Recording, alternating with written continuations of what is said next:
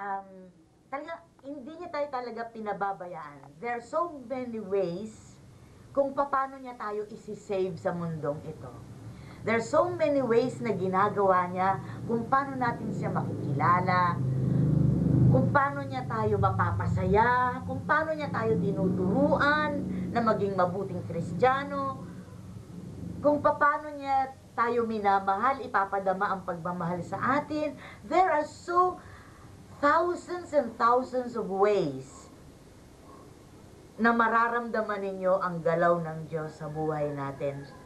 At isa lang ang gusto niya, yung makapiling niya tayo hanggang sa huli-hulihang sandali ng ating buhay, makapiling natin siya sa langit, makasama natin. At dito natin masasabing, ito nga yung Diyos na may gawa ng langit at lupa at may gawa sa akin.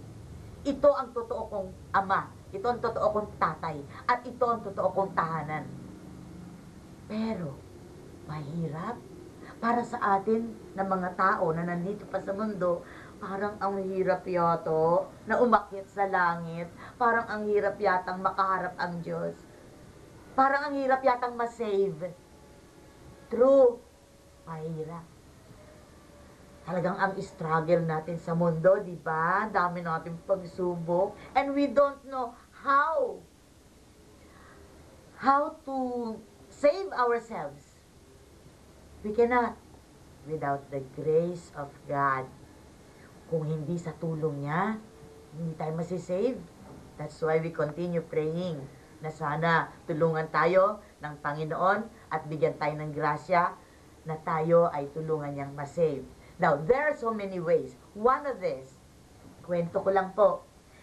Alam niyo, maraming matatalinong tao na create ang Panginoon.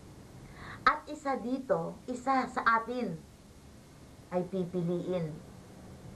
Hindi ikaw, hindi ako. Meron tayong kapatid. Meron tayong kaibigan na pinili ng Diyos at binigyan ng ganitong talino at binigyan ng ganitong grasya at siya ang ginamit para sa atin. Kasi ang Diyos hindi natin nakikita. Pero alam natin ang galaw, nararamdaman natin ang Diyos. Pero mas lalo mo siyang makikita pag ginamit ng Diyos ang kapwa-tao. Ngayon, itong kaibigan natin, as I've said, binigyan ng Diyos ng talino. Ibinaba ang Espiritu Santo sa kanya, or siya ay ipinanganak para sa misyon na ito. So this is a mission. Para sa atin ito. Ginawa siya para sa atin. Ngayon, ano itong ginawa na to? Ano itong ginawa ni Brother Michael? Ano itong misyon ni Brother Michael? Meron po, napakadali. Madali lang. Kasi alam nyo, si Lord, hindi naman lahat tayo pare-pareho ng talino. Hindi pare-pareho na kaya nating arukin ang lahat ng mga malalalim na bagay sa mundong ito. Ang talent natin or ang gift natin, minsan mababaw. Katulad ko, babaw lang. Hindi ko kaya.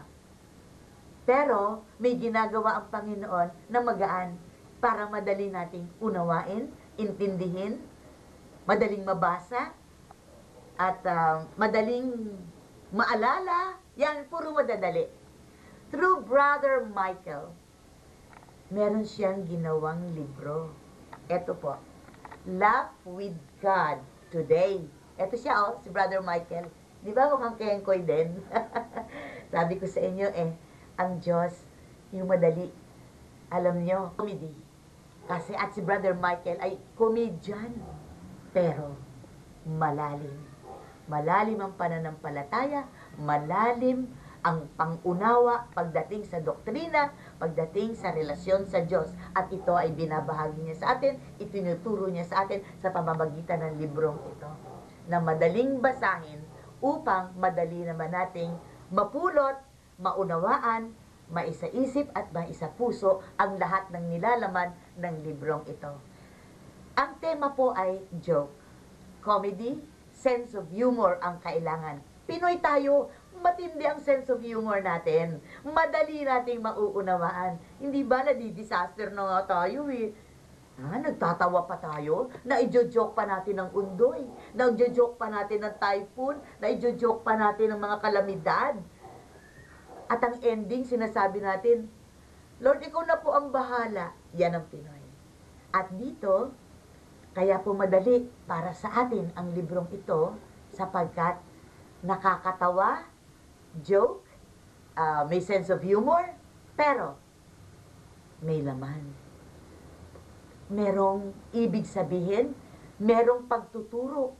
Tuturuan tayo kung paano tayo magiging malapit sa Diyos, kung paano tayo magiging mabait na Kristiyano, magiging mabait na anak ng Diyos, at kung paano tayo masesave, kung paano natin makakasama ang Panginoong Diyos sa langit.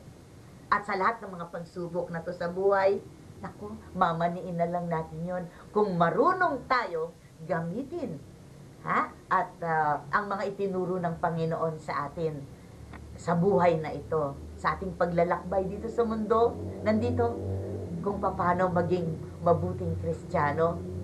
At kayo ay matatawa, nakakatawa.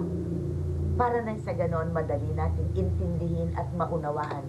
Pero, uunawain natin mabuti ang nilalaman ng mga aral sa loob ng librong ito.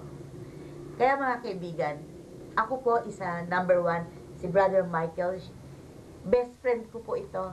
Napakagaling na speaker, napakagaling na kaibigan, mabait na kaibigan, at magiging kaibigan nyo rin. At oras na nabasa po ninyo ang librong ito, I'm sure, hahanap-hanapin nyo si Brother Michael. At ang feeling po ninyo, kaibigan nyo na, best friend nyo na rin si Brother Michael, sapagkat napakamasayahing tao. At ang isipin natin, ginamit talaga ng Panginoon sa misyon na ito. Kaya mga kaibigan, marami pa pong dadating na mga series of books na Laugh with God Today. Ito, pasimula pa lang ito, marami pa darating. At sana po wag niyong kalimutan, when you go sa mga bookstores, look for this title, Laugh with God Today, Brother Michael. Hanapin niyo, bihira po ito. Bihirang-bihira tayo makakita ng mga librong ito na makakatulong sa ating pananampalataya. At isa po ako na sumusuporta sa ginawang ito ni Brother Michael.